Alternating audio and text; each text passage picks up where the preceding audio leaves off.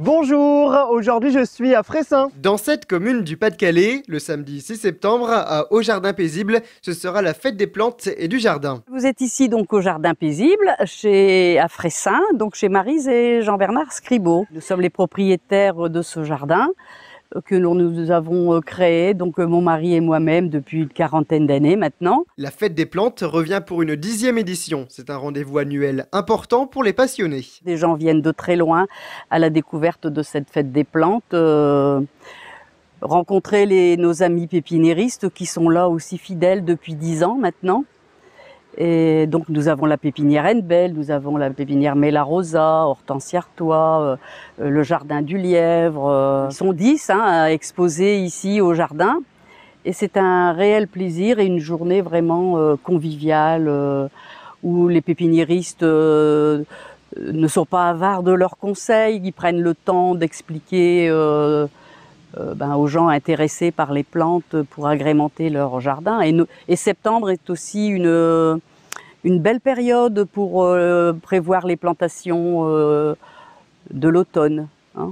C'est une période propice, on va dire. Aurélien Davroux viendra présenter son livre, Les 400 plantes que vous ne verrez pas dans le jardin de votre voisin. C'est toute la journée, il sera là pour dédicacer son livre. Et à 11h, un événement, un moment phare, c'est le baptême d'un rosier. Le nom n'est pas encore choisi, voilà.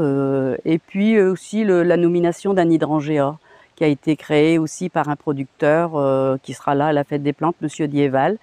Et le rosier par Monsieur Lebrun de la pépinière Mélarosa de Grigny. Les visiteurs seront accueillis de 10h à 18h. L'entrée coûte combien? Alors l'entrée est de 5 €, mais les visiteurs qui sont venus au cours de l'année 2025 ne payent pas l'entrée, ont la gratuité de l'entrée.